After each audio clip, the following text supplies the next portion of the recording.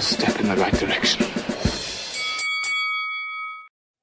Hello, everybody. It's back. We are back again for Gen Z Reviews. Episode, what is it, like 32 or 33? 33. Wow, 33 weeks of doing this. It's been a lot of fun being here. If you've been here from the beginning, we appreciate you and your loyalty joining us every Tuesday night, 10 p.m. Eastern Time. In case, for whatever reason, you're new here, thanks for joining us. This is my buddy Luke here. I'm Jackson, Box Office Brawler.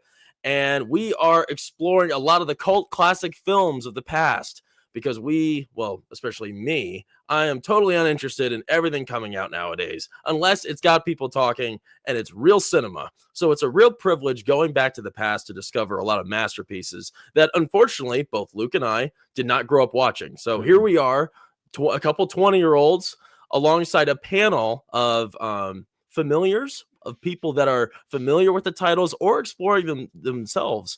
We all kind of come together at varying levels of experience with this title, which is Master and Commander, to discuss it and break it down because we've given it a lot of thought. And I think today's a little different. I think most of us have explored this movie for the very first time. I know I've had a brief experience with this before. I think this was your first time watching it, right, Luke? Yeah, correct. Nice. First time there. So yeah, a lot of first times, but we have a lot of exciting things to say. Before I get into it though, and bring on our special guest, because we have a great panel lined up of great movie fans and personalities, I just want to remind everybody about something new to the channel. Is I am now opening memberships. If you're interested in supporting me and what I do here on my channel, kind of exploring these old films, please consider subscribing to my memberships. I appreciate all the support people have. And if not a big deal at all. I have been having a lot of fun making membership videos. I'm a big physical media collector and I buy just all the time. So this is really where I'm going to be going with videos from now on. I'm not really making them. I'm not really interested in making videos, movie reviews anymore. I think I'm really just going to be doing these live streams every Tuesday. That's going to be the prominent focus. And when it comes to videos, I'm just going to be having fun and just kind of going into my own nerdy life, checking out different physical medias I buy every week, just doing random tours to different conventions and such. I run into a lot of interesting opportunities in the nerdy world of cinema, comics, video games, movies. So yeah, I'd love it if you join me. And if you'd like to consider joining my membership, then here it is for you. But if not, I appreciate you as always. So Luke, let's not waste any time. Let's get to our guests because we have a great panel here. Let's start with a very familiar face here at Box Office Brawler, always in the chat and a welcome member of the channel, Proctophile. Thanks for joining us, buddy. What's going on, boys? Yeah, it's good seeing you, man. Thanks for joining us. I'm glad we made it work. I told Proctophile months ago that I'd like to have him on for Master and Commander, and here we are. It's finally November 11th. Here we are, Proctophile. You made it. At long last, let's do the things. Long last, exactly, yes. And then we also have another friend of the channel, Sin. She's finally here with us. Finally, took you long enough. I know. It's like I feel like you can only invite like people so many times. Totally don't want to annoy people. So yeah, all respect. It's a pleasure having you on, Sin. Thanks for joining me. Thank you so much. And she told us that she might have to go to bed early, so she may have to dip out. Y'all. I mean, I have early mornings, so 10 p.m.'s late. It's late here, and I feel it. So yeah, I don't blame you. Especially after the stupid time change. Lord. Right? Yeah. Let's get on with the rest of our guests. Cam, the movie man, another friend, personal friend of mine. Good to see you, buddy. You are just back from your trip to California. Is that right? Yeah, I went to LA and Hollywood for the first time a couple weeks ago. Had so much fun. God. Nice. You had some pretty cool opportunities there too, didn't you? Yeah, I went on a tour of Warner Brothers, which was super fun. Saw the Hollywood sign, did a bit of the Walk of Fame. I was across the street when they were having the premiere for the Bruce Springsteen movie going on at the Chinese theater, so I got to watch part of that. Saw Bruce Springsteen and Jeremy. Oh, that's cool. Yeah, that's cool. Man. It was awesome. Sweet, man. Cool. Well, thanks for joining us. Always a pleasure. And another friend of the channel, another great channel as well, is our friend World War Joe. What's up, buddy? Evening, everyone. How's it going? I might be the only one here that's actually seen this movie in theaters. It's amazing. Wow. My Dang. God. I would love to see this in theaters. I was 1 year old when this came out, World War Oh, Joe. God. Oh, Yeah. you baby. I know. Sweet We're young little child. babies here. Yeah, 2003, right? Well, Well, he doesn't know anything. I guess let me tell everybody just a quick little summary about the movie in case you are in the dark about what Master and Commander is. I'm always kind of wondering if viewers watch these streams or these like replays later on because they want to learn about the movie or if because they're a fan of it. I imagine most of the time it's because they're a fan, but I'm curious to know if if you guys are watching this and you don't know what the movie is, because for us this was the first time watching. I know this was I had brief experience with this years ago. I remember catching just a whiff of it at a hotel in Navy Pier, Chicago. I was going to see a couple of different Office TV show actors at a con there at the Office reunion, and this was playing, and it immediately caught my eye, especially because of Paul Bettany. It was so weird seeing Paul Bettany and Russell Crowe together in these strange old outfits on a ship, and it just immediately intrigued me. But for whatever reason, it took years later to catch it. And the story, it's pretty interesting. We're kind of a lot of it is set in the ship. This film takes place in 1805 during the Napoleonic Wars. And we, of course, follow Russell Crowe's character, Captain Jack Aubrey. He's commanding the British warship, the HMS Surprise, funny name. And they are on a very strange, perilous mission to track down and destroy an enemy French warship known as the Acheron off the coast of South America. Now, there are a lot of perils that happen along the way. This is not an easy ride over there. And a lot of the time throughout the movie, we're kind of just spent in the cabin exploring this world of what a ship life is like, a seaman's life. And I was surprised to see just how immersive this miniature world was, the society of the ship, after all, because I think a lot of the time this was almost a ship simulator, living the life of a seaman. So a lot of what happens here, though, when it comes to character, we focus on Russell Crowe and Paul Bettany's character. He's Dr. Stephen, and he's the ship surgeon. And they have an interesting dynamic between the two, kind of butting heads, very different leaders in their own right. But I am dying to know what you guys thought, because I know everybody here has different experiences with this. Like you said, Joe, you watched this in theaters.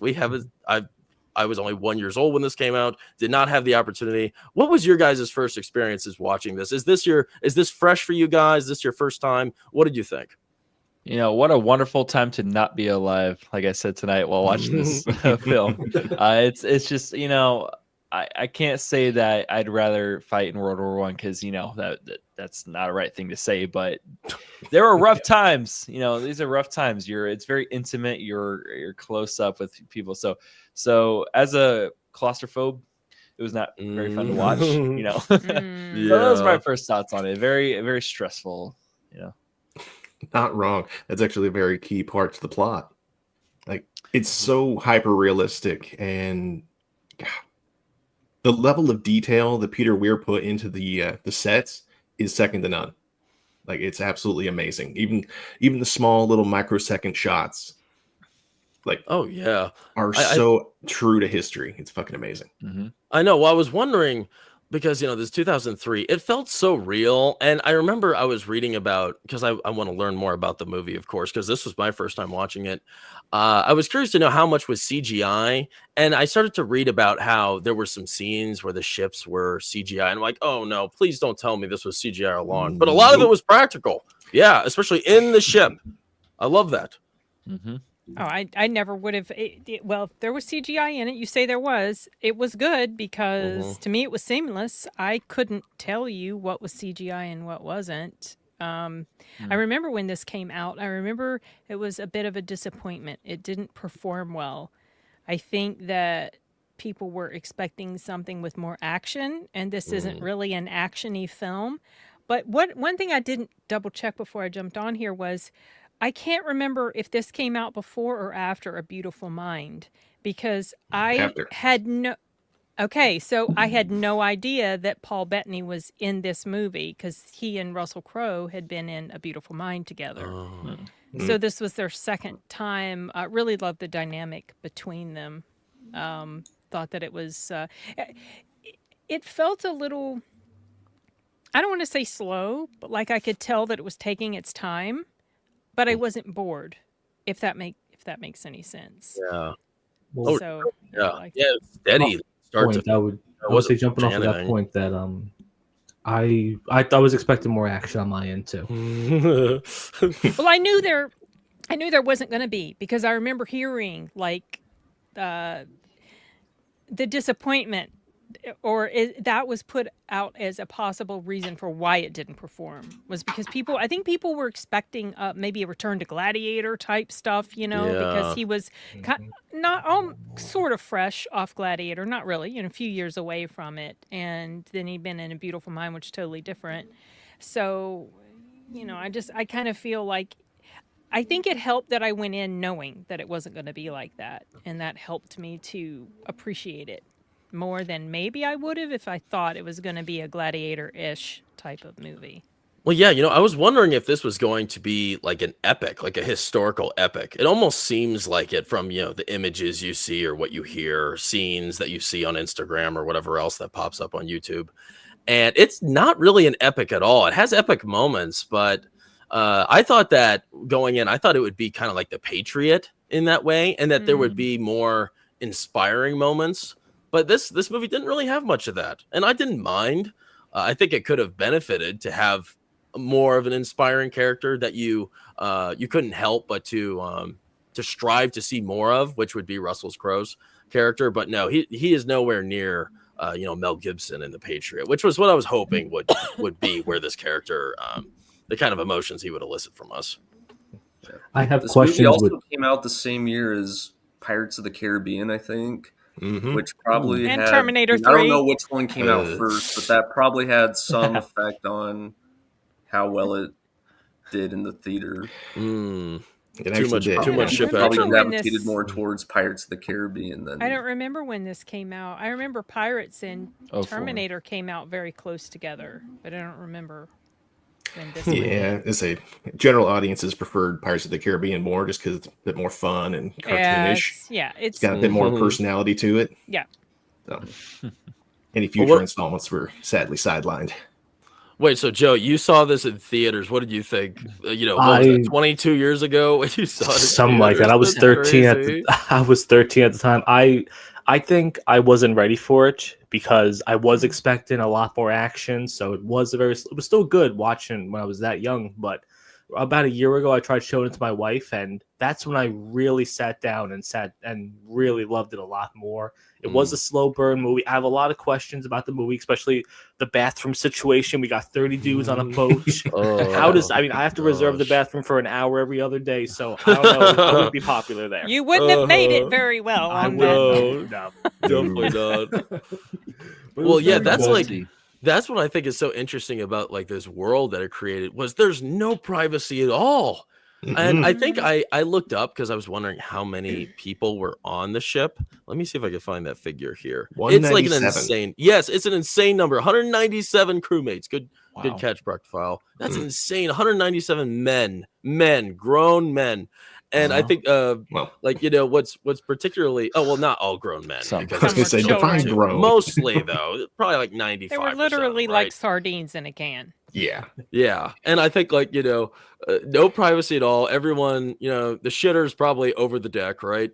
And then, and then you see everybody sleeps in those hammocks or whatever. And they're just, bobbing against each other. Oh, man. It's tough. I snore, so I wouldn't have survived. You're screwed, Joe. They cut you loose. Yeah.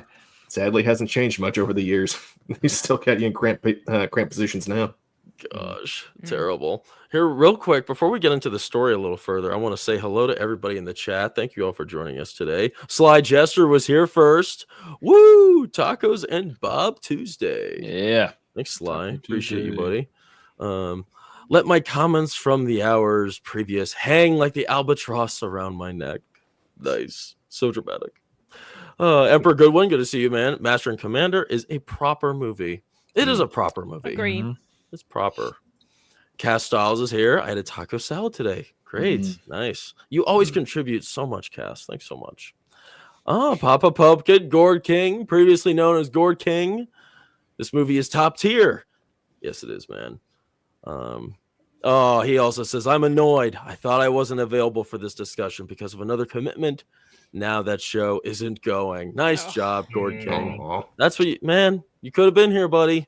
Could have been here. It's all good. Next time.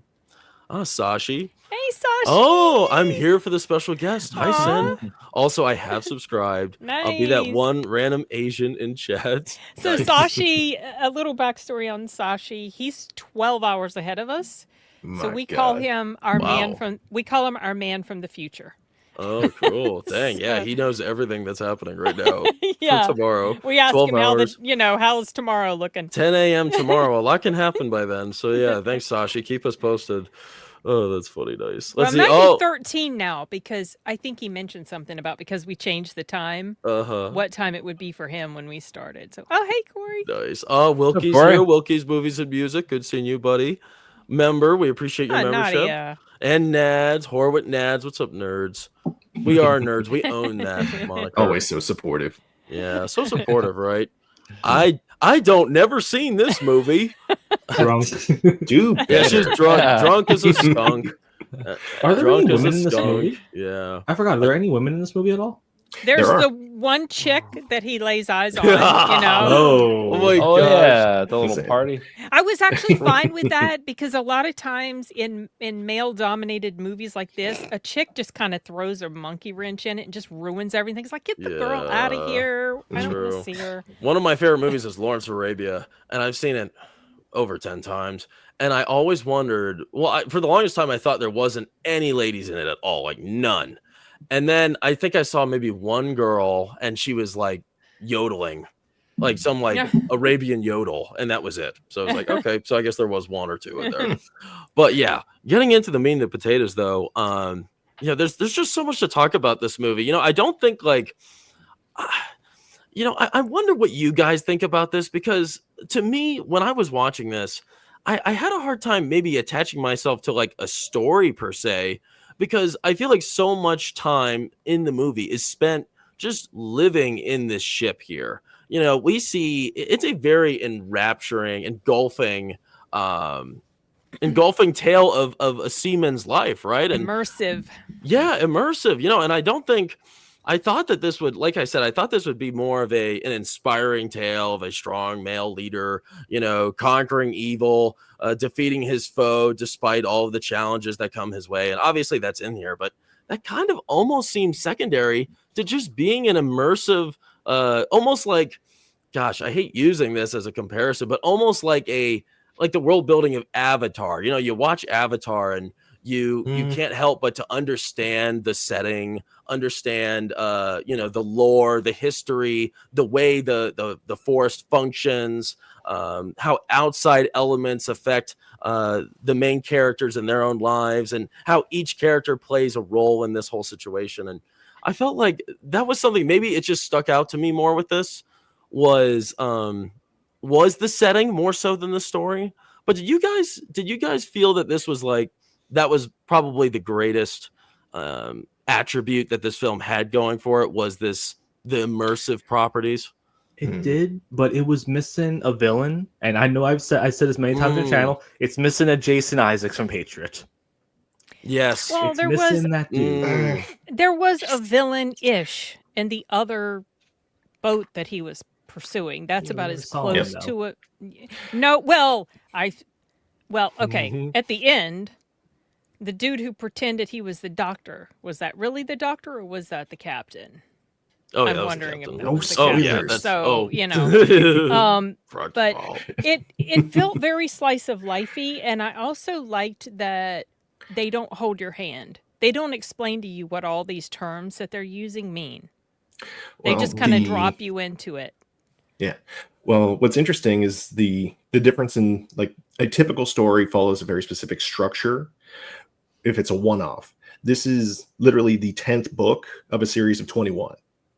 They were meaning to make more. That's they were crazy. meaning to make more movies, and this one, they didn't because it underperformed. It's a lot of writing. Yeah, That's a shame. So this is literally one small like highlight of an ongoing like epic story. It's very much like an individual case in the Sherlock Holmes series, where it's not going to be treated like a drama with a story structure. You have a problem or a series of problems, and you have to overcome them. So that's the primary interesting. focus. I like the comparison, like comparing it to like a Sherlock Holmes story. That's a good point. So I didn't think about that. Is that why it's called Far Side of the World? Is that the book title of it? Correct. Oh, did you read them? No, I was going to ask you. Oh, okay. I looked them up. I haven't either. I didn't realize it was based on a book until I watched it on Sunday and found out there were all these novels and everything. But I mean, there is a basic story structure and a story arc-ish. You have the opening act, you have the middle stuff that's going on, then you have the climax, you know, the final act, which is when they do the whole camouflage thing and all of that. So it does have it. It's just there's all this other stuff built into it. You know, they got the drama on there with the guy who was what was he? The dude who drowned himself. I can't remember what. Yeah, he was. Spoilers. I have that. Yeah, she's I spoiling don't remember. everything first 20 minutes. Well, my time is limited, you Wow. guys. You're destroying the stream. Oops, you won't invite me back ever again. First off, Sorry. his name is Hollom. I couldn't remember his name or his title. Thank you. But, you know, there was all of this sort of interaction and all of this drama and you know, hierarchy stuff going on. And, It's a dense movie. Yes, it is. It kind of Like there were times where I almost forgot that they had this mission. kind of mission with the other ship because, Yeah. like you just get caught up in their day-to-day going on, whatever, and then forget about they have this other ship they're trying to chase down until they actually start talking about it. Then I'm like, oh yeah. I didn't know how slow ships work. Because at one point they see him, this like, oh yeah, there he is. We'll be on him in a week. It's like a week. It's right there. Yeah, that's weird. You're relying on the wind, dude. Yep. Put more. Yeah, they're sails both on going this at the same rate, right? It's kind of like it's weird how a galleon, because these are galleons, right? I mean, one giant ship. I don't know how it's even possible how one can speed up to reach the other one. Especially, I don't know how this ship that Russell Crowe is manning, how he's able to even catch up with the enemy ship, because the enemy ship is superior in every way possible. Bigger and faster, right? Yeah, that's pretty strange. It got a little later after that guy jumped ship. Yeah. Once the crew leaves, yeah, it's a little they filled it up 196. Yeah, rude. That's Then right. they filled it up with Yeah, Galapagos guy. turtles and stuff like that. That's funny. Joe, you know, I liked what you said, and I didn't think about this. There is no real enemy. It's the ship. It's so strange. I didn't think about that. It's like an invisible, like then the there's elements. not, like you said, the Their captain or environment whatever. It's is like, an you know, enemy. that's at the very end. You see him. And Yeah. I think maybe I like that. It's different. I can't remember the last time I guess you would call it nature, right? Man versus nature almost. That this is an object of nature. I don't know what else you could call it, because it's obviously not a person, and it's not a force necessarily. It's kind of like Jaws. Yeah, sure. Yeah, man versus, well, that's also kind of man versus nature though, isn't it? Yeah. Well, there's not really many movies out there that come to mind where the hero and the villain never meet each other before. It's like The Fifth Element. Bruce Willis never meets Gary Oldman, and you know, he was the enemy of the entire movie. And the same thing with this one. We have this, the enemy is literally just a flag on a ship. Yeah. We don't know the captain. We've never seen him go out there and massacre, you know, an island of people, any ruthless stuff like that. It's just literally just a flag they're going up against. I was also confused a lot of the time because I had no idea this was a French ship. I mean, it did not look like a French ship. I didn't see a French flag waving. It didn't seem. I thought I saw like dark flags with like a square on them, and it just didn't. There was no way me just, you know, giving it the eye test that I should think this is a French warship. Until later on, I think they make that a little more clear. You know, they repeat themselves several times over what this is, and I'm glad they did, because I was paying attention the whole time, and it slipped past me, and that's a pretty important detail to understand for the rest of the movie. Maybe they wanted to stay hidden so they don't, go after them. They wanted to stay hidden, keep their heritage, hidden. I thought that they knew what it was, what they were after. I thought I feel like I understood from the beginning. I mean, the intro scene was a little confusing because I wasn't sure what ship are we showing, the good guy's ship, or are we showing the bad guy's ship at first. I didn't know, and then eventually I kind of pieced it. Plus there was that narrative at the beginning.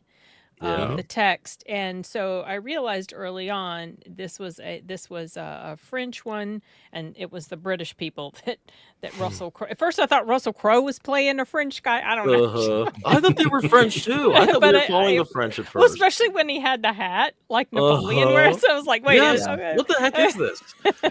They would have surrendered sooner if they were French.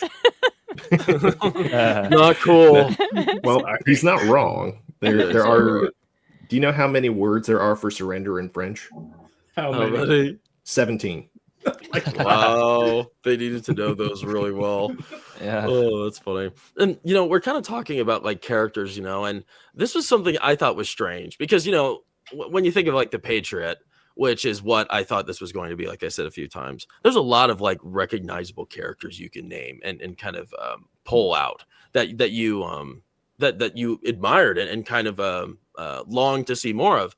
And I was kind of surprised that we didn't really, there were several attempts to kind of explore like little stories revolving around some of the less important characters throughout the movie, but it wasn't really, I don't think there was that much time dedicated towards them, and thus you don't really remember who's who at the end of the day. Everybody looked pretty much the same, and everyone acted the same. Everyone was dirty, and unfortunately, most of those characters that we did explore their little stories, they all die off eventually, piece by piece.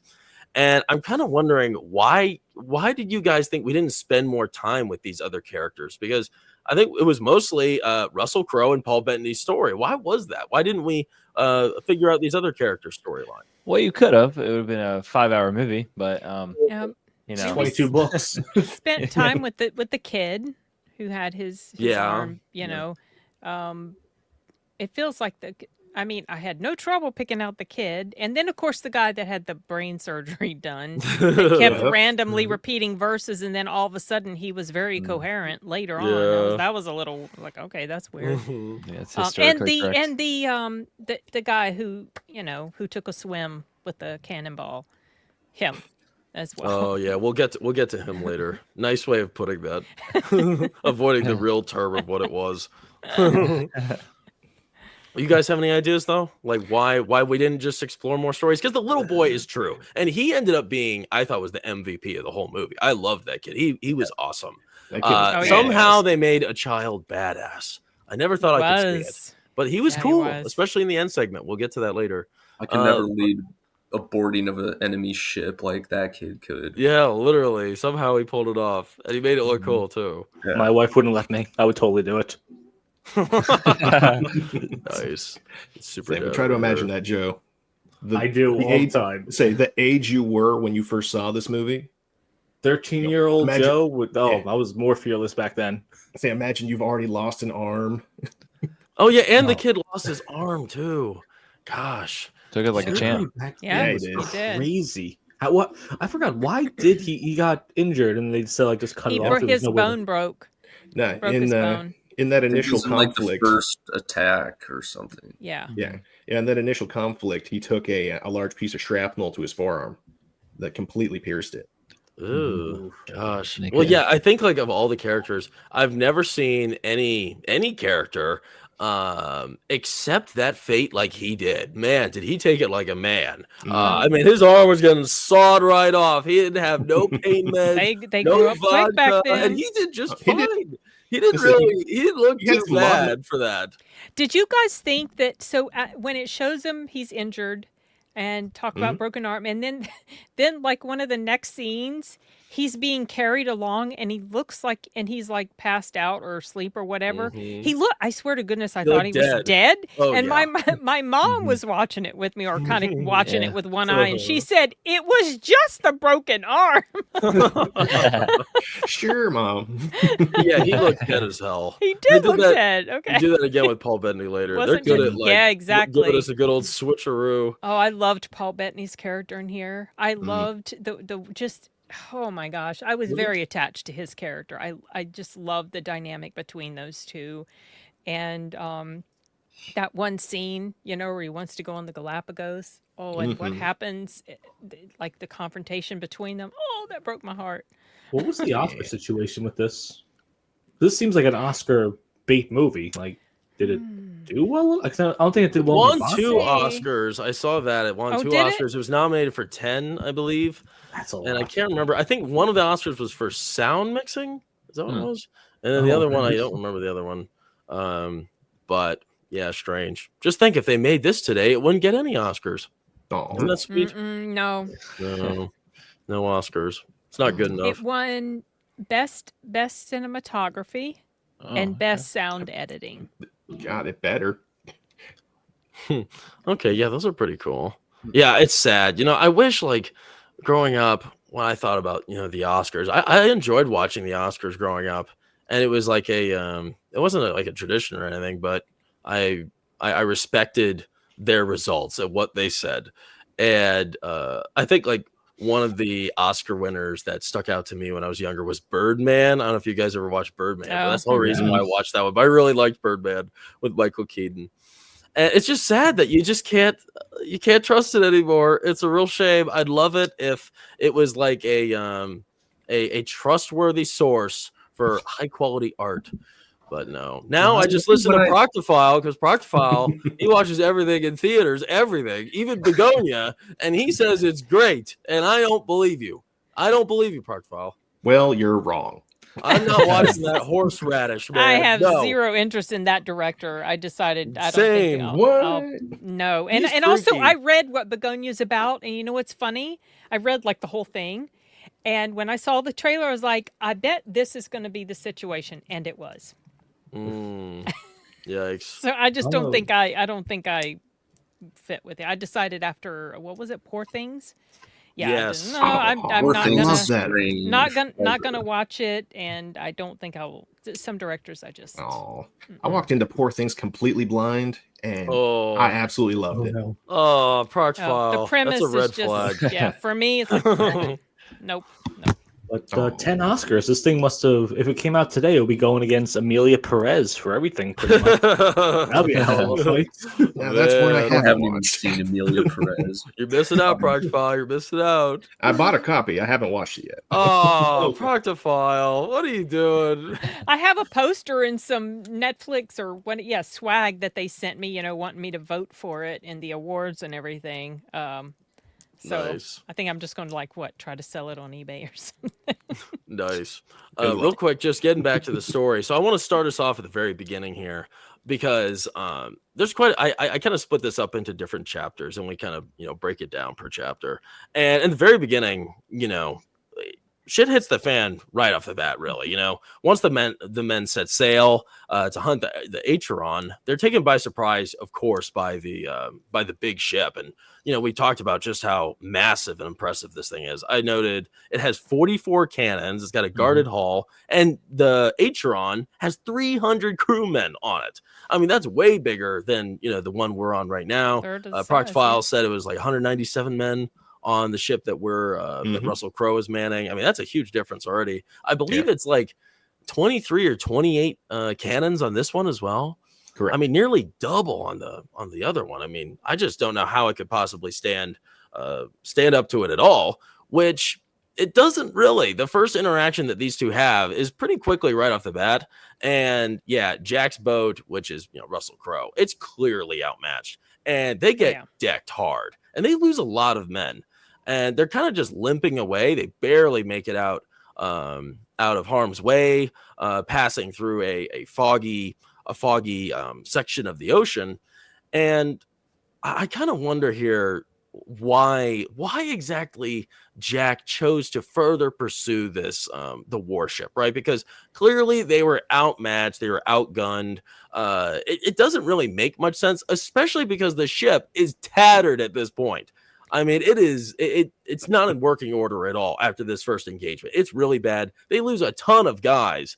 And this is like, I believe this is sort of Jack's like first loss in a sense, and maybe that kind of fuels his Pride. fire. Yeah, Pride. it kind of fuels his fire to want to fight again. But yeah, what are your guys' thoughts? Do you think this was the right action to take to pursue? Could it have been better if they just regrouped with some extra men and tried to hunt the ship later on? What do you guys think? I'm sorry, you go first. No, anyway, so I'll go for 15 seconds. I just have something really quick to say. They weren't prepared at all. The first encounter, they did not see them coming at all. Russell Crowe's character is very talented and a strong leader, and he proved, all of us tonight watching that he knows what he's doing. He has faith in even the children. So he knew what he was doing further in the movie when they had more encounters, as we'll figure out. No, they're not just going to lay low if they encounter them again. What are they going to do? So, well, yeah, that's what's funny, right? Despite his confidence and his success, because he's known as Lucky Jack in this. And, Parkval, you mentioned there's like 9 other books before this. And Correct. From what I've read, they kind of build him up to be almost like a legendary leader. And he's highly respected by his crew. And this was a desperate kind of low point in his career was this. And I'm kind of wondering if maybe he's just trying to make up for that. Like he cannot lose. So he needs to just go all in despite the inadequacies that he has here. Well, his enemy, quote unquote, is similar to him. At some point, someone mentions he fights like you, or he's like you or something. And so that was this big challenge for him. And I can't remember, they were supposed to follow them or track them or whatever for a certain amount of time. And I don't remember, like, around Brazil, right? Yep, And as far as Brazil. Right. And at some point, they had done that and it should have been over and he just didn't give it up. But I don't remember when that point occurred in the movie. I don't recall, because they had multiple interactions with it before the final. They had at least 2 direct encounters with it before the final. Yeah, they have 3 encounters total. The first one that starts off the movie, takes place. Beginning. Yeah, takes place in the northern section of the coast, right above Brazil. Okay. And afterwards, Jack decides that he's going to continue and follow it. Yeah. I think isn't that funny? He was still on mission at that point, right? Even at some point, he's gone too far. He's going beyond what he was ordered to do. Correct. And I just don't remember when that occurred in the movie, but it was mentioned to him at some point. I think that's by the time they get to the Galapagos. I think at that point, I think at that point he's like they're so far away from them, like they're outside of the zone of interest where he does not need to pursue any further, but he does. I think that's when it happens. But I can't remember that either. I remember they do point that out, though. Mm-hmm. Like, he reveals to, like, Paul Bettany at some point. And he's like, what are you doing? Why? Yeah. So imagine that you are like a cop in this particular situation. You are tasked with tracking down somebody who's currently running a high-speed pursuit. And your jurisdiction ends the state line. By the end of the movie, we are in the next country. Yeah. Yeah. That's interesting. Good far and away overstepped his bounds. Joe, what were you going to say? I was going to say, in a situation like this, though, we're talking about, do you have to retreat or group and stuff like that? It would probably take weeks just to get there. Even if you survive, one storm and they're gone, one rogue wave, and this ship is toppled over. So in a situation where, okay, we know where they're going to be, you're going to have to follow them, because you could take one lucky shot and just knock out his wheel, and then he's dead in the water. So even if regrouping does seem like a good idea, you still have to go after him because it'll take you a week to get back home. He'll be gone forever. I think that's something so amazing that this movie was showing us was how resilient these ships are. I have no idea how it's possible because I don't think I have a good image of this, but I don't really understand how ships are able to go against the waves like they do in this. I mean, this is an enormous ship.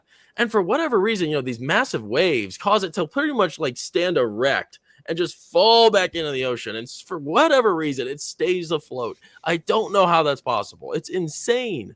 What a wonder, especially for them to like figure out so long before this as well. It's pretty crazy. Yeah, well, we've been putting together ships for generations. Say naval mechanics are pretty well figured out science. So. Yeah, that's for sure. Yeah, including like one really cool detail is that the ship, the Acheron, that they're pursuing, in this first encounter, they discovered that their cannons cannot penetrate it, which is just a whole other X factor that they weren't even prepared for. And one of the reasons for it is because it was actually built in America. And let's say we discovered, at least I did in the special features, that the hull was about 2 foot thick. And with the combination of woods that they had layered, their cannon simply couldn't penetrate it, period. Wow. That's crazy. Dang. Well, yeah, I thought it was weird how like one of the characters of this story, he's like a young, he's one of the young, I don't know, sailors. I don't know what his position was, but I guess he's the one that revealed that, revealed the concept of the ship. And somehow he was able to recreate the model based on memory. And he had pure confidence in his design. How could anybody remember this or know this? I guess if he designed it, I could see that. But I mean, he gives us this perfect 1-to-1 replica of the enemy ship. He's a seaman. He pays attention to stuff like that. And maybe it stood out to him because of the way the design was. It was so different. And he studied it, noticed it. It's the only thing I could with the craft. Yeah. I can't say like back in those days, they had a lot of downtime on their hands. So yeah, right. Cell phones.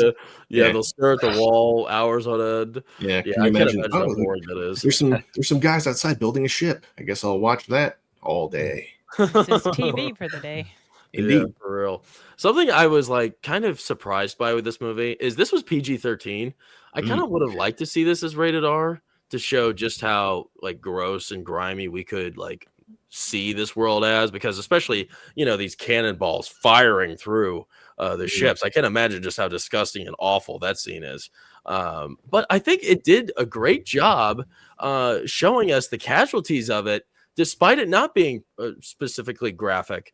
And I think there's a lot of reasons for this. And this, this point kind of leads up to my question I have, that the scenes we have with Paul Bettany in the surgical room, I think they really stuck out to me. Not much happens in there. We don't spend too much time with him, like performing surgeries on people, but I think just the setting itself and, all of these bodies, these mangled victims kind of limping around the space. It really, it kind of touched me. And I was surprised because I didn't think I would care about many of these characters because we don't spend much time with a lot of these extras, and the small characters that do pass away throughout the movie, they still kind of hit home. And I wonder why, if you guys felt the same way, why this was touching, seeing these scenes with Paul Bettany with these injured men in these delicate situations where life is on the line, because I think we see this all the time, and I don't think a lot of the time it actually hits. But for me, it hit. Did it make a difference for you? Yeah. I had a lot of empathy for these guys who were injured and killed. I mean, it's PG-13, yes, but the rated R-ness is in our heads. The imagination of what actually went down, like cannonballs bashing into your skull. Because that one guy had a major skull fracture, and it makes you feel bad, like the horrors that Paul Bettany had to come across, and he had to cut a child's arm off. He had tears in his eyes. You could tell he was fighting his tears and not enjoying that surgery at all. I think it's also like, I mean, all these guys spend, I don't know how long they spend on the ship, but they're almost kind of like family in a way. Yes. Yeah. So, like, yeah, just being surrounded by all your dead family, like. Well, what I wonder? I think that. I think the movie establishes all these characters as important variables to making this society function, right? Every single person is vital to the survival of the society that they are all stuck in. And I don't know. I think like maybe giving us such a strong establishment of that principle maybe makes you feel a little bit more for them, because they are like, in a family sense, they are very familial in that way. And when one, like, that first skirmish where a lot of them die, I was thinking, man, that must really hinder the success of this mission. I don't even know how they function after losing probably like over 40 dudes in that first battle. I mean, that's a lot of dead people. And I don't even know how you function after that. Quick correction for you. They only lost 9 people in the first skirmish. Oh, really? 21 others were injured. Okay. Well, there you go. They're not doing anything still. But fair point. It seemed more dramatic from what I remembered. But I remember you like 5% versus 20%. Yeah. But yeah, I was just surprised by how invested I was in them. I didn't think I would care, because we're talking about it, and you really just know the main 2 characters' story. So I'm curious to know why that is exactly. I'm still figuring that out myself. I think there's still, like, with a movie like this, it takes time to chew on it more and to really dive into what it is, like why you feel a certain way. And I don't think overall this movie is a very emotional film, and that's fine. I don't need it to be. I wanted to be transported to this, the early 1800s on a ship, and I think it did that just beautifully. Were you going to say something? I was going to say, like, I don't know if I would say that it isn't emotional, especially between Russell Crowe and Bettany's characters. Yeah. There's a lot thrown back and forth. And a lot of the other emotions that we do see expressed by the other characters are really suppressed by the nature of their job and their duties, and that's required to actually get everything done and survive. Like, these guys have a lot of pressure on them, so they can't really waste time, crying in a corner, except for that one time Hollom does. Nice. Wow. We'll get to that. Yeah. I don't know. I guess, like, I see that, and I think maybe I didn't like feel as invested in that pain from their experience was because their characters are strong. They have strong wills where they don't show that in a dramatic fashion, like you're saying, right? They didn't cry at a quarter. They weren't particularly all that expressive about it. And maybe that's why the emotional element was kind of detached from me. That would make sense. There's no rookie. That's the thing. There's no like, oh, this is my first time on a ship. This will be fun. These guys are all seasoned. They've been essentially living on boats their entire life. So maybe the movie might have been a little bit more emotional if we saw it through the eyes of some dude that's been there for the very first time. We did get that with the kid, but at the same time, he looked like he belonged there. Yeah, he quickly fit in. I think like something I was I think what made this whole ship story work was how it changed over time. At first all the men seemed pretty fresh, but as they're spending all these days and weeks and months, who knows how long they're out there. They're out on the waters quite a long time during this movie. I mean, it seems like we just kind of hop all over the place timeline wise, and the men grow weary over time, and I don't blame them for that, especially because I think there's like a decent amount of the film where they're trying to get to land to recover or to get food, whatever else, and they don't get that. They don't have that sort of relief out there, and I can't imagine how restless you would be. You have 197 men, and like you said, 20 something wounded. stuck in this little space in the middle of nowhere on the water. They can't stretch their legs. Everybody has a job, and they're being pursued by a massive evil monster, which is pretty much what it is. So yeah, the men are really tense during this scene, and I kind of wonder why the men respected Jack as much as they did, despite like the methods he was using to pursue the ship. Because, you know, like we mentioned earlier, he could have elected to get out of this, you know, by the time he especially got to the Galapagos Islands, where it was almost kind of impractical to continue a pursuit there, especially because they didn't really have any any relief at that point. So I'm kind of wondering, why do you think everybody continued to follow him like they did? And they didn't like break the chain of command with his character in mind, because he wasn't really, it seemed like he was almost not interested in preserving their well-being. Well, I mean, their life is in his hands. He is their only hope. I mean, it's not like, I mean, it's their choice whether they want to have faith and trust him or not. But if, you know, they don't trust him, then what faith do they have, you know? And they kind of just got to hope that he's, you know, going to do the right thing. When he had the qualities of a leader that he was telling the other guy that he needed to have. He had that. So that's why they had the loyalty to him that they did. Even, I mean, I think if things had gone on much longer with stuff really bad, there might have been a mutiny. You know, eventually. It's always possible. Yeah. But like another small detail you guys might have missed is up on top of the mast, there's the date that he carved from the first year he was there. He's been on that ship for 20 years. Wow. Oh, That's I crazy. did miss that. 20 years? Yeah. So the movie starts in 1805, and the date up on the mast is 1785. Oh, wow. That's so crazy. So right now he's in his mid-30s. He's been doing this since he was, you know, a midshipman as a kid. And like, imagine for a sec, like you're in the army and you actually know the history of the guy who's leading you, and it just happens to be like Alexander the Great, somebody who's never lost, somebody who's been in your shoes and understands you and knows how to treat you. Yeah, like, he has all, I know that's a hell of a point, because if you have the honor of serving like Alexander the Great, something like that, that is a thing that you will remember, and you are fighting essentially for God and country too. What was the exact war that they were fighting during this time? The Napoleonic War. Okay, so they are part of a bigger thing, so you know there is an honor to that.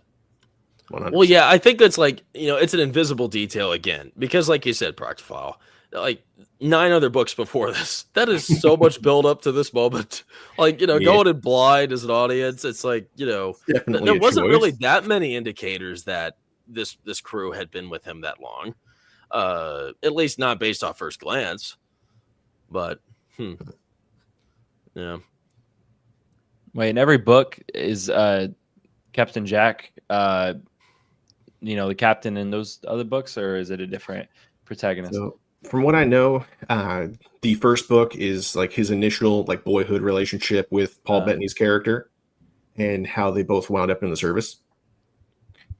From there, it leads up to him becoming a captain and subsequent adventures afterwards. Okay, well then there you go. I mean, this is just one unfortunate event that Captain Jack had to handle. He could have been badass in all the other events, so you know what's not to trust. Yeah. Let me get to some of these. What were you saying, Joe? I think now I'm kind of curious of all these other stories in this. I know, right? Hey, I gotta get the reading. I don't know if I want them explored today, though, Joe. Do you want them? I know exactly what I was gonna say. If it happens today, which 2 dudes are in a relationship? Captain Jack starring Zendaya. Oh my gosh! Please stop. And there'll for sure be a woman, or at least a trans woman or something on there. A woman that's respected among the men. That's the Yeah. hardest fighter of all of them. Paul Bettany would be Zendaya. Let's just be fair. Paul Bettany would definitely be Zendaya. All right, let's see here. Oh, real quick. Sly Jester with a five Yeah. banger, as Leon says. 5 banger. Like, share, subscribe, or this Florida man will flog you, keel haul you, and force you to run the gauntlet. Listen to this man, everybody. Appreciate it. Thumbs up, subscribe to the channel, and check out everybody. My wonderful panel. I greatly appreciate it. Let's see what else everybody else has to say. Thank you very much, Sly. Appreciate you, bro. I saw Vex was here. Hey, Vex, she's saying howdy to you, Proctophile. What's up, girl? Oh, damn. I cried like 4 separate times during this. You cried? Cried? Oh, well, that's nice. Mean, the guy did throw himself She has off a the boat. That was a very saw a sad child moment. lose his arm. Well, That was I a don't sad know. moment. It was a sad moment when they had their fight when Paul wanted to, that affected me a lot. Yeah. Paul looking out at the Galapagos and all these cool things He that just he could be wanted to exploring. go explore. He wanted to look at the beauty of nature and the wonder and the mystery of nature. He was so tired of this pursuit, and the fighting and the death, probably. Yeah.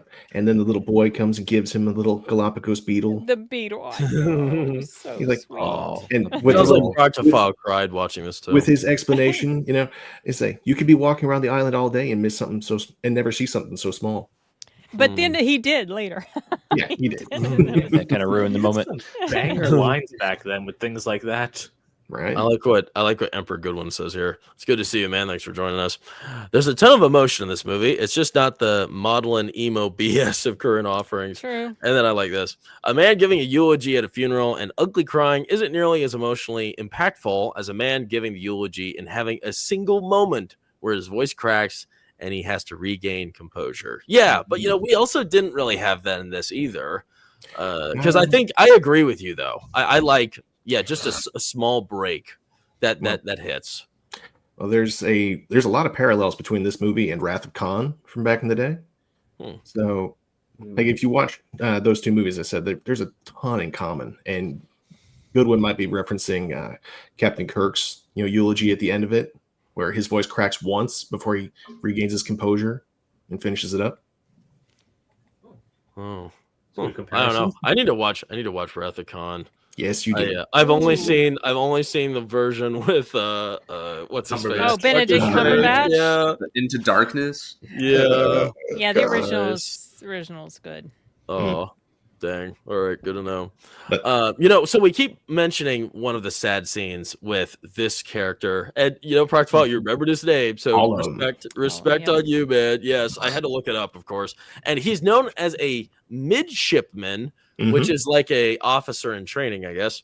Correct. And he does have his scene. His whole story does stick out, especially because of what he does later, which we're about to talk about.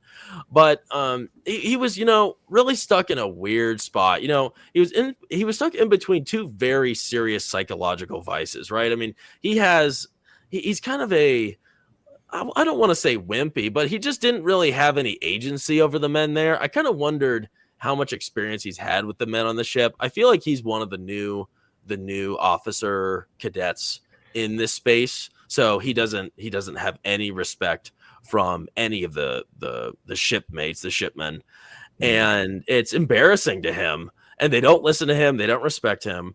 And while this is happening, at the same time, all of the his superior officers, they kind of pity him and they look down on him. And it's a sad display, and he really doesn't know what to do being in this tough space. And there's just so many terrible things going on here. And before he takes his own life, he's also pinned as almost like a curse.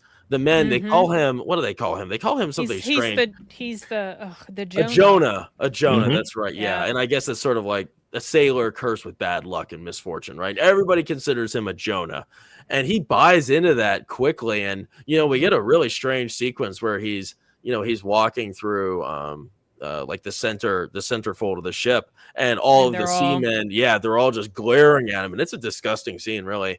And at that point, he just freaks out and he loses it, and he takes a cannonball and he jumps over the edge of the ship and drowns himself, which is interesting because Luke and I, while we were watching it, we were thinking those cannonballs aren't that heavy. 8 to 10 pounds. Yes, average. 8 to 10 pounds. So I don't think you're going to be sinking like he did. I mean, maybe a feather. Who knows?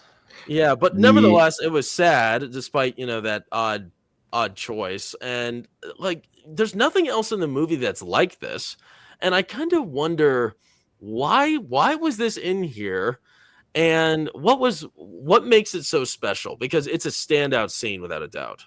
I want to say special. I would say, Memorable. Yeah, memorable. There we go. That's good. Memorable. Okay, memorable. Yeah. All right. I got nothing. I was just gonna point that part out. But first off, he picked a very morbid way. Why can't you just jump down without a weight? Because all the pressure is gonna crush his skull. Anyway.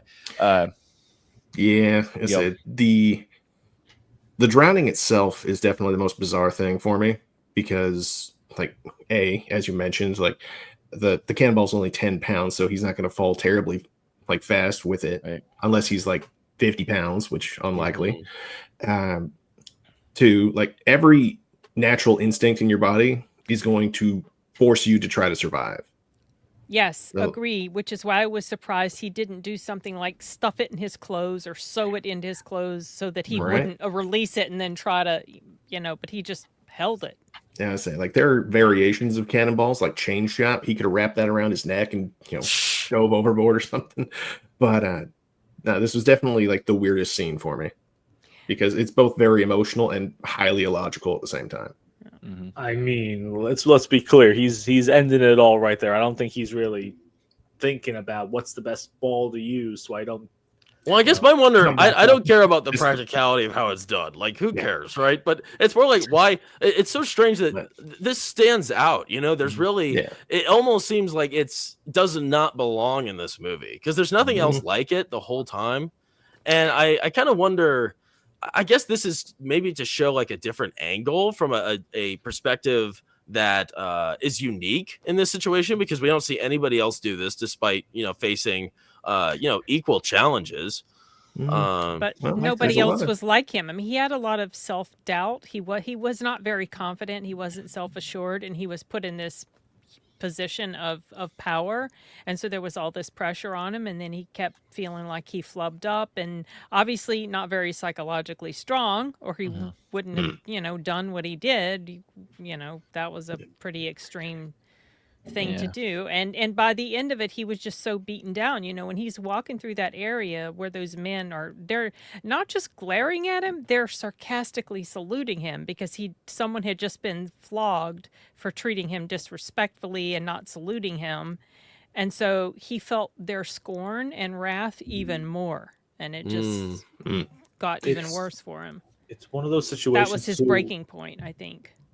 I was saying, it's one of those situations too where if he wants to quit, he can't really go anywhere. It's not like, I'm going to go home from work. It's like you're stuck on the boat. But I am curious, if he did not have this scene, would he have had some kind of redemption arc later on, maybe sacrificing himself? Because I really don't see him surviving.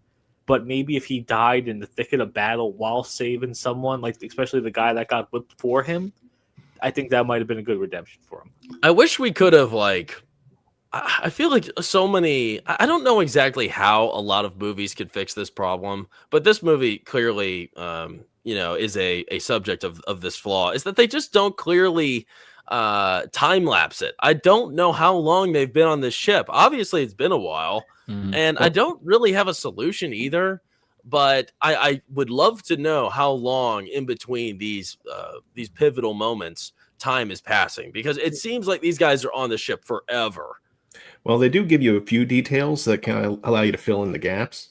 Like when Russell Crowe's talking to him and getting to know a couple details about him. Did you catch how old he is? No. He's 30. He's 30. This guy. Yeah, yep. 30. He's almost he is almost 30 in the movie and in real life at the time. But so in comparison, a midshipman starts at 13. Try to imagine. Yeah, he was older than Russell thought. Yeah. So try to imagine, like, you guys were in junior high when you're at 13. Imagine you're almost 30. You're still in junior high. Oh, interesting. Oh, wow. Everybody is going to be giving you shit, and rightfully so. Oh, you're right. That's a good point. Yep. Why was he there then? Because he failed to make lieutenant. Okay. Wow, that's crazy. I didn't think about that. Did they say something about that, or did you just like look that up on your own? No, they mentioned it in the movie, but it's all really quick. Wow, that's crazy. I don't remember that. I watched it twice this past week and made some notes. Man, nice. Respect. You know, really quick, before we move on, going back on to this character right here, maybe my own theory, being a bad luck, like talking superstitiously, being a bad luck Jonah and all, if that were true, maybe he was doing that to save everybody and all the lives on the ship, going away. Yeah. Yes. Okay. Good point. That was the That idea. was his sacrifice. You're right. Yeah. Yeah. Good point. I did think that as well. And it did seem like their fortunes got a little better. It sounds, they it's started awful. to turn around for a guy them. struggling with mental illness. It's just kind of unfortunate the Wow. circumstances, but Good point, Luke. I like Really what Sashi poor says timing. here. This is interesting. I did some cursory inquiries. A cannonball would make you sink at a rate of 1 or 2 meters per second, slowed a little bit by the drag of your body, so about 3 feet per second. That's crazy. Even a little 10-pound cannonball. I guess that makes sense. Well, when you're in the water and you have a lot of clothing on, that will drag you down, Wow. and its clothing gets saturated with water. Dang, Yeah, that's it was- crazy. I was talking with Rebel Rose earlier this week, and she made mention of a little like folklore that if your boots filled with water, that you'd basically be screwed.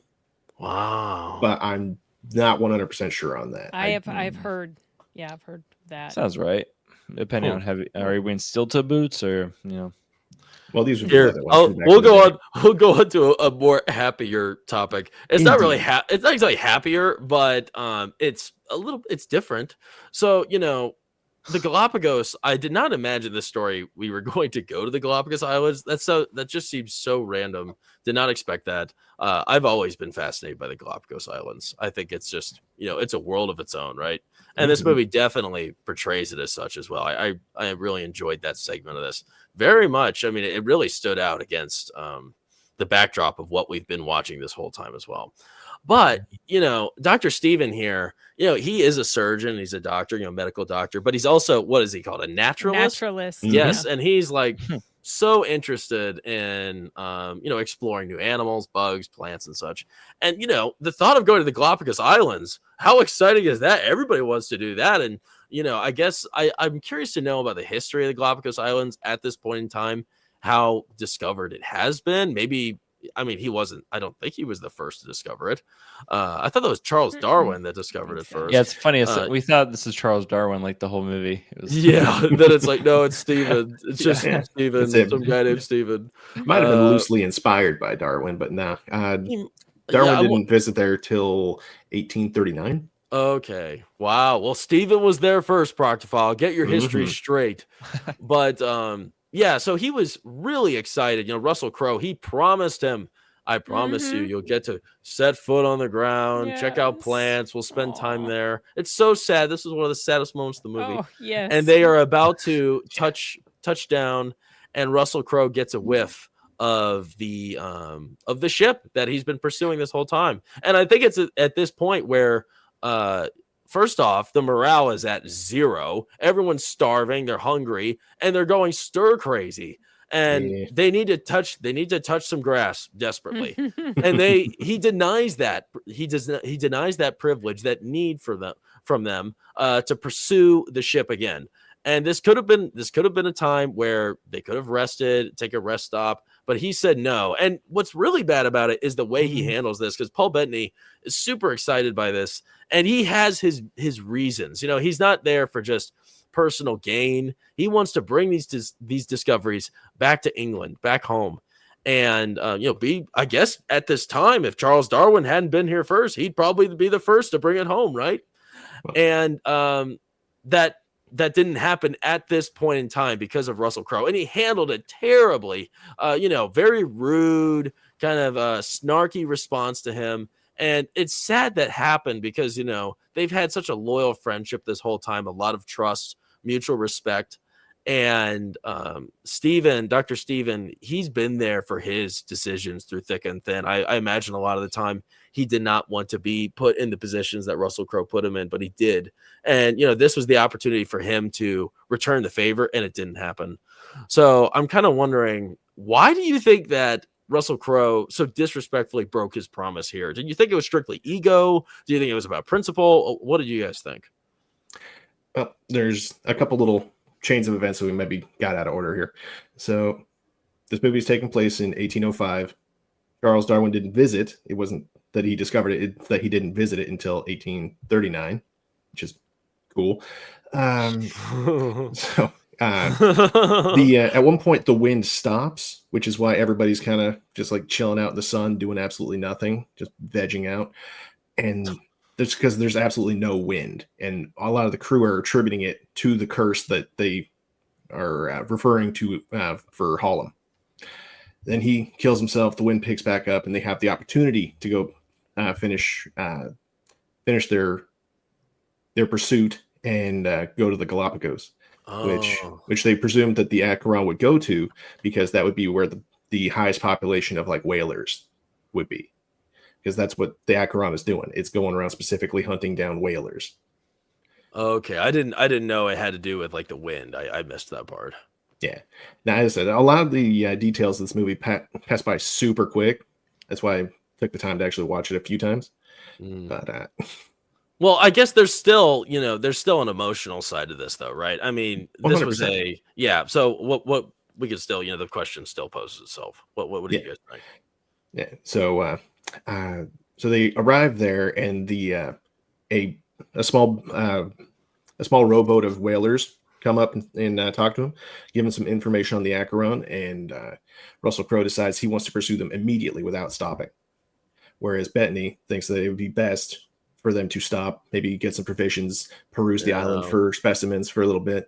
But it's a friendship versus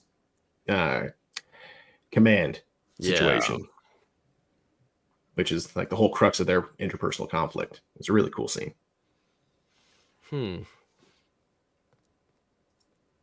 Okay, all right. Nobody's got anything to say. I mean, he almost destroyed the friendship, especially because of what happened shortly after with the doctor's character. And I was like, oh my God. This is the result of him being so pig-headed and just not wanting to listen to any sort of reason, because at that point he didn't have to continue to pursue this. He did it because I think it was a point of pride for him, his ego. He did not want to be bested by this opponent. And so he was willing to potentially sacrifice his friendship with this guy and, make the rest of his crew continue to be miserable. So that was his lowest point as a character. That I really was angry at him for the way he had. You're not supposed to be happy about it, obviously, but that was really frustrating. Well, Sin, I don't know why. Whenever hear you talking about that, I just got a flashback to something you mentioned earlier. I don't know why this just popped in my head, but the one scene with a girl in the movie, he's like looking at the girl and like, "Hey, you're pretty hot," and that's it. Then nothing happens. We don't see her again. What was the point of that? I think it was to show the potential temptations, and he was without. I'm assuming he was married, because remember, shortly after that, they had that dinner, and he gave a toast to like my woman and my sweetie, and may they never meet, or something like that. So I think that was just supposed to show, how long these men were without female company, and even if he was married, he was a little, she's pretty. And I was like, if he brings her on board and they have fun, this is going to be so stupid. But fortunately, it didn't happen. Please don't. We don't need to go down that route with this story. I was afraid it would. This is going. Yeah, now that definitely would have caused a mutiny. Yeah, that's for sure. So this scene, of course, it's sad thinking, oh no, poor Dr. Steven, he's not going to get to the Galapagos Islands. Real sad, because he's looking forward to that. And we, as an audience, I think everybody wanted to take a few minutes to breathe and enjoy the beauty of the island. Exactly. Right? Things were getting pretty stressful. But a happy accident happened in his favor, oddly enough, for this discovery. He he accidentally gets shot by one of the crewmates. And it's like, crap, this was another one of those moments where it's like, oh man, he really looks dead. And that sucked. We all thought loved he was, Paul. yeah. Yeah, I love Paul Bettany in this. And that was like, whoa, that was a great unexpected turn too. Him White just as a going up ghost. like that. Yeah, white as a ghost. And you know, I thought this scene where he's like on death's door in the ship before he like you know, goes to the Galapagos Islands, I was left thinking about something that I hadn't really considered much before. It's just how utterly vital a doctor is on a ship like this. I don't Yes, know. I was thinking like, that too. he is the glue that holds this ship together. He is so close to being as important as Russell Crowe's character. It's insane. If not more. Yeah, it makes you wonder like how this ship could have functioned if he had died.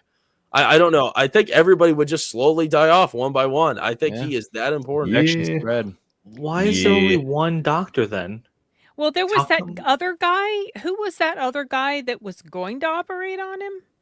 He Yeah, what seemed was to have his a little bit of expertise? sort of, was he like in training ish, but he said something about he'd have to study the books in order to know what to do, you know, and I was thinking, oh, he was going to operate on himself. I mean, I figured that was going to happen. I thought he was going to die.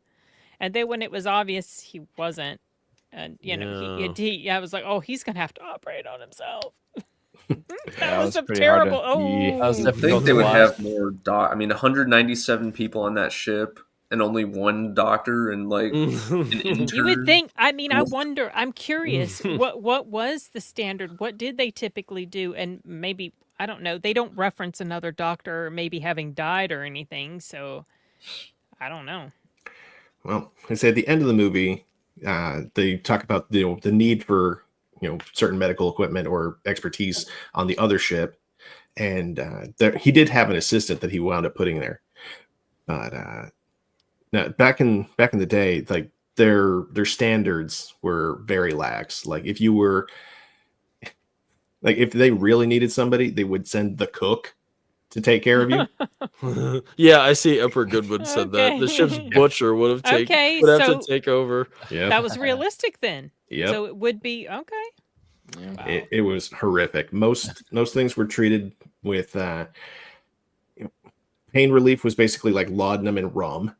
And well, it's all very basic stuff. I thought it was so weird how earlier on in the movie that poor little boy who gets his arm sawed off, he didn't get nothing. Like, can he get? I mean, come on, well, the circumstance warrants something here. Bettany says, right? Yeah, Bettany says that he treated him with some laudanum, specifically. Oh, he did. Okay, yeah. I didn't notice that. To make him like kind of euphoric. Can we like back up just a little bit? And I know that there's an explanation. It's a kind of a two-parter. Okay, why were they trying to kill that bird? Why was that dude's aim so bad? And why did he have no remorse on when he shot the doctor? I think he was just shooting. I think it was like a pelican, and I think he was just shooting it for fun. I don't think there was a reason. But maybe to eat it. Was nowhere close. Yeah. How did that happen? I wondered if he was going after it to, so they could eat it. But then I was like, well, if it falls in the water, it might sink. And how are they going to get it? I don't know. That was birds float in the water. Okay, that dude should have been thrown out of the boat. How much meat could it really provide? I don't know. Yeah. Well, depending so on the breed. So thankfully, Paul Bettany, he gets his wish, and Russell Crowe, he finally has a little bit of empathy. He turns tail and run. Well, he doesn't run, but he turns tail. He turns back around. He's no longer pursuing the ship, and he goes back to the Galapagos Islands. And like you said, Sin, Paul Bettany, he surgically removes the bullet. I think it's like the bullet and the cloth and the cloth, from his jacket. And he recovers pretty well right off the bat. He has some inklings of pain later on, but he recovers pretty quickly. And this was like a segment. I have a picture here. This was a segment I really enjoyed. Was this what a strange detour from where we've been this whole time. Now we have a mini exploration tale. Now we're featuring an adventure story of Stephen. What is his name? Beckley, the little kid with one arm, and the other dopey guy, as they, tour the Galapagos Islands and pick up different specimens to take. Why do you think? Why do you guys think this was in here? This was another one of those just strange segments that didn't really make much sense. Well, this was in here because he had to spot the ship, the enemy ship. Mm-hmm. That's what turned everything around. I mean, this was the vehicle to get you to him, because he sees it and he's like, oh, he knew he'd have to stop doing what he was doing. There it was. He knew he'd have to go tell the captain. Also, didn't he find the bug, which later on he did Russell see Crowe? the little he saw the disguise itself as something else, and then Russell Crowe realized, yes, we can use right. this. Yeah, but he saw that little beetle. But yeah, he saw that bug that he'd been telling the kid about earlier. Yep, and he showed him in the book. That was a pivotal plot point, obviously, because that gave Russell. I knew that was going to mean something when he first started talking. The very first time he talked about it, I was like, this is going to somehow come back around. And it did. And I loved how that played out. Foreshadowing. Yes. It's all good. Mm-hmm. I kind of think the same way how he gets denied going, it kind of just keeps you on the edge of your seat. Because the first time you think that, they're going to go stop in the island, but then Russell Crowe's like, psych, no, we're going to keep going after the ship. So then it kind of do it. And then, in this scene, they're having this nice time chasing lizards around this island. But then they see the ship. And so it kind of shakes you out of that kind of moment of, relief. Peace. And then you're, back to back into it, yeah. That's a good point. I like that. Yeah, it was so unexpected that we were actually going to go here after that, because it was a pretty abrupt, hell no, we ain't going there, little boy. No. Yeah. But here we are. Now we're here. Well, and this terrible thing had happened. I was afraid he was bringing him there for him to die. Oh, same. I was like, oh no. But it was because they needed a place to operate and they needed land because the boat was, so. I don't know why I had this strange memory of I could have swore Paul Bettany's character just stayed on the island. He was just going to be I'm going to live here now and study this the rest of my life. I don't know why I have that memory. But, that was kind of just a funny. That's weird how we remember movies differently like that. Well, wait, so have you seen this? Wait, when did you see this? Was it a long time ago, or it was probably 2012, 2013. Oh, wow. It was a while ago. I love it when we just remember things wrong, and we like it better the way we remember them too. Yeah, sometimes it's a disappointment to find out reality was different. It is. One of the prime example of that for me was, we recently talked about Pan's Labyrinth, and I don't know why I had this idea that the goat thing was going to be a cutesy character, a cute girly voice, and that it's kind of scary looking, but it guides the girl along a path through a maze, and they stop off and do little adventures. I was way off. Oh wow, you were. Yes. I know. I wish I was right. I think I would have liked that better, but I still liked what they did, But yeah, totally wrong. That's funny, Cam. But moving on, like one of you mentioned, I'm not sure who exactly brought it up, but as you said, this led to, it was important that they went to the island, especially because of the camouflaging technique, right? They were looking at the, what was it, a stick bug, and they were examining its, camouflaging properties.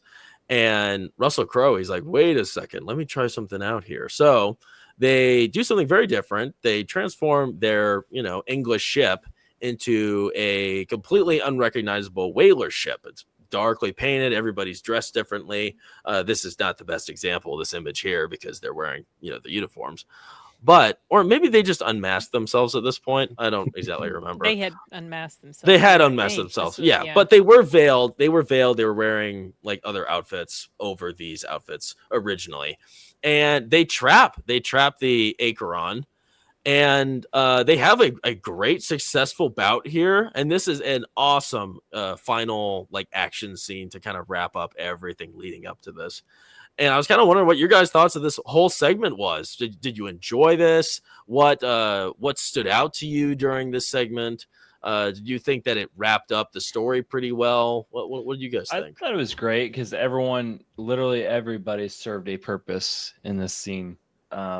Climbing up the ropes and painting the ship, and basically clutching this win that they had in the very end. Everyone served a purpose, and they disguised the ship fully. It was great. It was empowering. Yeah, that was cool. I like seeing everybody working together to do that, right? I love the teamwork. I feel like there's not many opportunities in film where you have a big group of characters that you follow from start to finish team up like this to this level to totally transform something. That was something I was really drawn to just overall throughout the whole story was the competency and capabilities of this team. My gosh, this ship goes through so much hell from start to finish, by nature, by man, through their own, through other issues that arise within the ship, internally, externally. And for however reason, they are able to completely repair the ship in the middle of the ocean. I couldn't believe it. I didn't think they could do that. It's insane. So, yeah, I definitely respect that, Luke. Sorry. Somebody else. Nice tangent. Yeah, I love this scene. I thought it was a really great way to demonstrate that his how savvy he was. That it didn't take him. He didn't need a bigger, better, faster boat in order to defeat his opponent. It was his experience, his cunning, his intellect. I really liked how that played out. I liked also the fighting. It felt very realistic. It didn't feel super choreographed. There was one moment where I noticed like a high swing so someone could miss, whatever, I see that. But it felt very messy. It was gritty. It felt real. I just had trouble. I had trouble figuring out who was who because they all looked the same. Yes. I went to my own guys. Yeah, who am I rooting for here? I don't know who's who. If it moves, shoot it. Yeah. Well, it's funny since you mentioned one of the inadequacies. I didn't notice too many issues with this movie. One that stuck out to me was earlier on in the film. I think it's when they're doing like the decoy where they have like the decoy sail and it's lit up. So they're trying to confuse the Acheron that's the actual ship. So they all start firing at that. Yep. And while this is happening, Russell Crowe and the team, they're, on the, they're in the front of the ship and they are so well lit in the dark. I mean, there's no lights on and they're so well lit. That totally took me out of it. It's like, no, if this was real life, we wouldn't even be able to see you guys. All the lights are off. Yeah, right, but then that would be a problem for the viewer because then we'd complain because we can't see. They had to light it somehow. Yeah, it's a solid little nitpick. But yeah, fun fact for you, that was inspired by a real event. Oh, cool. Really? Oh, really? Yeah. So Jack Aubrey was inspired by a guy named Thomas Cochrane, and he actually did both of these things that we're referring to. Oh, that's fantastic. So, like at one point when he was being pursued by another ship, he just set up a lantern in like a bucket. and had all the other lights on his ship kind of blacked out and shipped it off, and his enemy wound up following the bucket. That's so cool. I love that. Hey, whatever works, man. That's cool. Yeah. But that same guy, he also liked to stow away little like extra flags from other countries. So during one conflict, he actually hoisted up the American flag so that he could get in close, because this particular boat had it was a much larger ship, had much higher, the cannons were set up significantly higher. And this guy, just due to his experience, realized that if he got close enough, the cannons can't tip down. So there's like a Goldilocks zone where his cannons can hit theirs. Their cannons are going to go right over him. And he's too far away that they cannot board him. Is that kind of what happened here in a way, almost? Yeah. They got in close and struck hard. Yeah. Yeah, they got close enough because that's what it, and they hit vital things, like since they knew they couldn't shoot through it, right? Yep, they took out the mast. Yes, exactly. That's right. Yes. You know, it's sad. I'm giving such like basic terms for everything. I don't know ships, people. I'm sorry. I don't know what a mast is. I thought it was mast. I know the parts. sails. I wasn't sure. I know see the the big- sails. I You don't see know the big levels. post in the middle It's there. that big. It's the big post that holds the Alright, sails, the mast. Yeah, I know sails. That's literally all I know is A sails. pillar. Do you know what a rudder is? I know. Let's On the see. butt. You should The know what a rudder. oars. Okay, you don't. You, What an No, oar is? I Do you don't know what a deck is? I don't know ship stuff, man. I've barely been on a boat myself. Don't test my ship knowledge. Back to Do you the know what- subject. You know what grog is? Gosh, I don't know. is that a drink? It is. Gosh. All right. Well, Sid, I see here that you said you probably got to take off, but thanks Yeah, for joining us. It's been fun. I hung Alright. out quite a bit longer than I thought I'd be able Yeah. to. But yeah, I but really thanks for appreciate joining us. Have you? Everybody, Appreciate it a make lot. sure to check out her channel if you haven't already subbed. She is very active, always making movie reviews, and they're fun. They're fun watches. So be Yeah. sure to check out her channel's description. Her channel's in the description below. So please be sure to give her some support.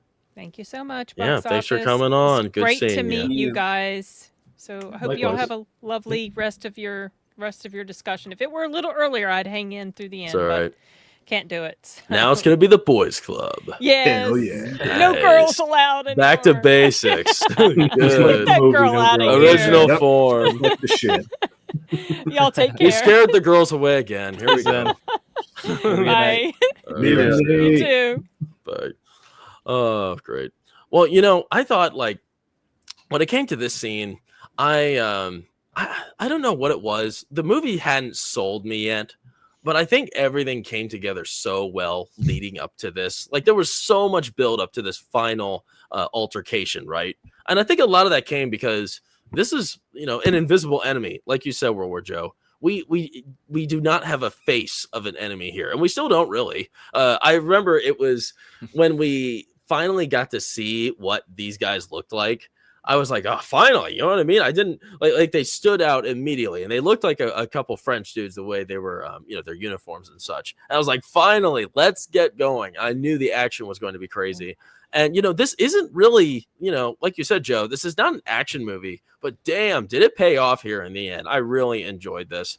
And this was another example of, really impressive response emotional wise to the casualties of war yet again, because, a lot of recognizable characters die in this sequence.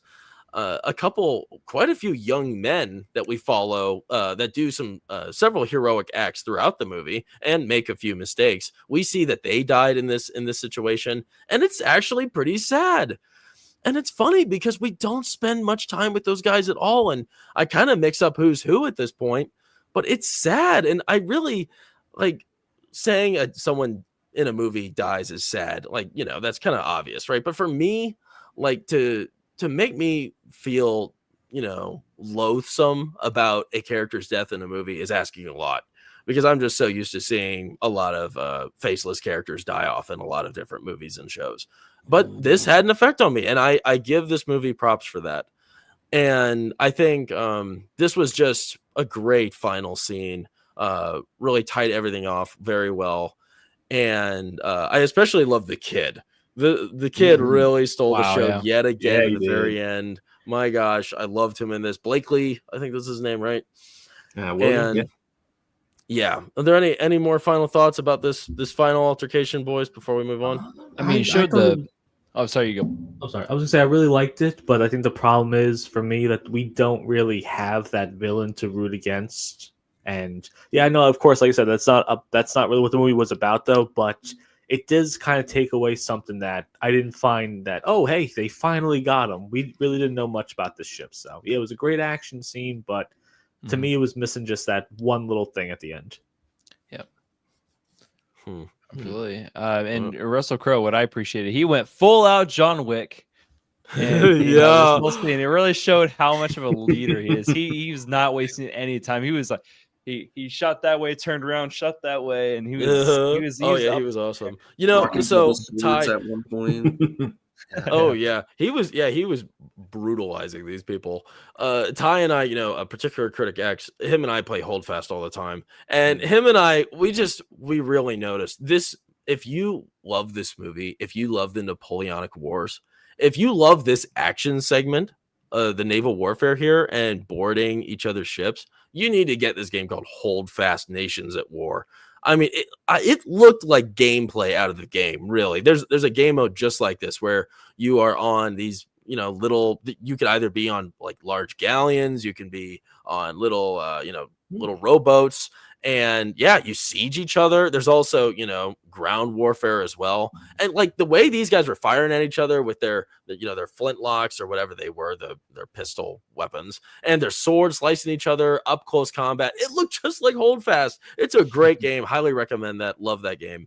I could not stop thinking about that. Let me get to a few comments. Takes forever to load. That's right. Let's see. That's just real life of it. So. Yes, World War Joe approves. Bruce Montgomery, 2789. What's up, Bruce? Haven't seen you here before. Thanks for joining us. Bruce says they removed the front wheels of their cannons so they would aim low. Only thing is they would only get one shot because the cannons were stationary. They wouldn't be blown backwards to reload them. Oh, that's good catch. Good job, Bruce. Proctfile approves. I loved that. That felt so rewarding when the cannons were aiming at each other and our guys were able to get the shot off first. I was like, hell yeah. Yep. You say while they're in the Galapagos, they had that little training scene where they're like, okay, boys, because they have twice the cannons that we have, we need to reload twice as fast. So it paid off. Yeah. So average speed was about 2 minutes back in the day. They got theirs down to like 60. Nice. Or down to 60 seconds. Yeah. And it was. That's impressive. Like, weren't they also worried about like wasting their ammo when they should have like been saving it for like this monster unkillable ship that they were trying to? I don't know. That's what I thought. It's a fine balance we got to work with here. And also, like, they're not launching cannons, like they're cannonballs whenever they test stuff. They're just firing the powder and stuff. So, like, Emperor Goodwin, you know what? I wonder when I ever think about like naval warfare, especially like 1800s or even before that, I long to see boarding parties, right? I feel like anytime you see ships, you want to see them board each other. Like, it's such a crazy concept. Two ships boarding each other, the battle that happens in between that boarding process, in between the ships, walking on the planks, across ropes, whatever else it is. And it's just such an iconic image, right? And I'm so glad this movie did that. I was hoping we would get to see that because, you can only watch ships, shoot at each other so much, right? And I just loved the action in this. This was very earned. So much fun. Really, really quick. A lot built up to it. Yeah. And geez, I can't even imagine how brutal it is. I mean, you don't think about that, like, slicing each other with swords, how personal that is in their face. Gosh. Have to watch the life drain out of their eyes. Yeah. Here, Sashi 4440 still here after Sin leaves us. Starboard is right, port is left. Oh, there we go. Look, some more ship terms. Great. There you go. Learn, take notes, people. Take notes. All right, let's see what else we got here. I also agree with Emperor Goodwin here. That's the intelligence of the director. You're on the ship with those men continually, so you get to know them, even if only by face. I'm not too familiar with this director. Proctophile, you've named him a few times. Do you recognize any of his other titles by chance, if you know any? Not off the top of my head. I don't usually go out of my way to memorize. What's his name? Like Chris Peter or something like that? Peter Weir. Mm-hmm. Yeah, you want to look him up, Cam? I'm curious about this guy because I haven't heard that name before.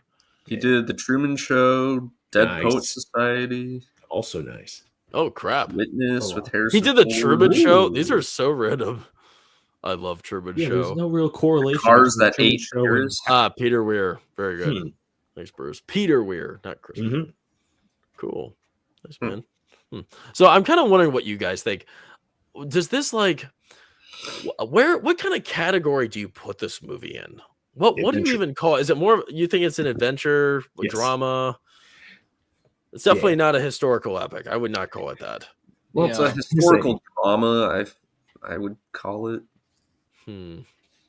Historical drama. I think historical drama. Drama, It's drama, definitely action. not action. I wouldn't say.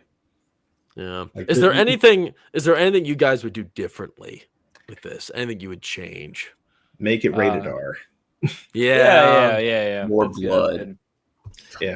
Make Hollom blow his own head off or something. I think that would. I guess it would help. There's something like I think like PG-13. Like I feel like this could have looked cheesy, and it could have been cheesy. It could have happened, but I don't think it was. I think it narrowly escaped it, but I could have seen it going down that route. If it was R, it probably could have avoided that a little better, but it didn't need to because I didn't think it was cheesy at all. Yeah, Definitely showed all the horrors of war. Yeah. Can you imagine a close up of the brain surgery? Oh gosh. Yeah, they kind of got away with, like I was seeing some weird slop going on over there. I'm like, ew, is this PG-13? No. It must be a hell of a thing to figure out. It's like, I have to do brain surgery on a ship. Gosh, that was cool. Well, I mean, do we have any final thoughts about the movie, guys, before we wrap up for the day? Yet again, I'm not a huge fan of watching older movies for the first time because I don't know, I'm weird like that. But it's lame. What a lame thing to say. Movies that I've never every movie for the first time. Movies that I've never every movie for the first time. Only Marvel movies, guys. No, movies that I haven't heard about. I was never a huge Russell Crowe fan, but yet again, it proved me wrong. I enjoyed it. It was quite interesting, just like our last watch with Hugh Jackman. Van Helsing. Oh yeah, Van Helsing. That was pretty good. Yes, so I enjoyed it. Okay, that's good. It was unexpected, right? Yeah, I should have just kept it there, instead of saying all that. So you guys recommend it? Oh hell yeah, Definitely. Nice. Oh, It's like I said, it's not a movie that it's going to be just naval warfare, battle after battle after battle. It's a slow movie. And when I was, 13 years old, I wasn't prepared for a movie like this to really understand the emotional toll of these guys on a ship for months and if years at a time, and just what they have to deal with. So it's not a casual watch. It's not a casual watch at all, even though it seems like a lot of it is sort of just, establishing a compelling background. It's not like I missed a lot, and Brockfall, he noticed a lot of small things. It's like, man, oh yeah, it feels like a movie I'd watch in history class. I know it's not like a history, history movie, but we did study, those things back in class, like the Napoleon's period, and I feel like it just felt like a good movie we'd watch in school for to write a paper on, educational. That's true. Well, all right, guys. So I guess that's a recommend from us. We enjoyed Master and Commander. Gosh, it's a long name. What is it? Master and Commander. Let me find it. Our side of the world. Side of the world. All day today, I thought it was called Commander in Chief. It's like the longest title ever. Master Commander. President Russell. Yeah. I was looking it up. I was Commander in Chief. Yeah. I was looking it up on Google, and it was showing nothing. I'm like, Chief and Commander, and no. Nice. But yeah, we all enjoyed it, everybody. But thank you for joining us. We had a lot of fun talking to you guys. Thanks for talking to us in the chat. I appreciate it. Sorry, I had a hard time looking through all of them. I have a hard time looking at the chat and talking to people, so my apologies, everybody. But I appreciate you all adding in and pitching in. I always like seeing you guys active in there, so I appreciate that very much. If you haven't checked out these channels here, be sure to give them a spot. Our friend Cam the Movie Man, he just hit 1,000 subs. Ooh, his nice. thing, yeah. Congrats. His feature, he mostly does YouTube shorts, but they're very informative and they're a lot of fun. So yeah, definitely check out his channel if you haven't already had the chance. World War Joe, of course, too. He's getting back into the swing of things. He's got some plans, right, Joe? I'm getting into absolute fights all day on Facebook about my videos. It's going to be a war zone soon. What I have coming up. Good. And Procfile, you got anything interesting going on? This weekend we will be actually interviewing Vex. Oh, nice, cool. So that's going to be a blast. Nice, that'll be fun. Can you tell people how to find it? Is it like public or? Yes, we have a channel here on YouTube. It's the Mixed Media Podcast. Oh, okay. I didn't even know that. Great. I'll have to sub. You'll have to send me the link. Okay, I'll send you the link. Good. Okay, great. Awesome. But yeah, thank you all for joining us here today. And we appreciate you guys. Next Tuesday, 10 p.m. Eastern time, we're going to be talking about Silence of the Lambs. I have a great panel assembled for that. Very excited for that. And yeah, thank you all for watching. We'll see you next time. And never forget, give him the Duke and give him the Duke.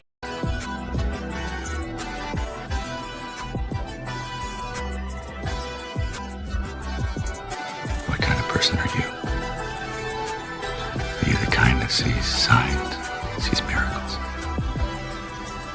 Or do you believe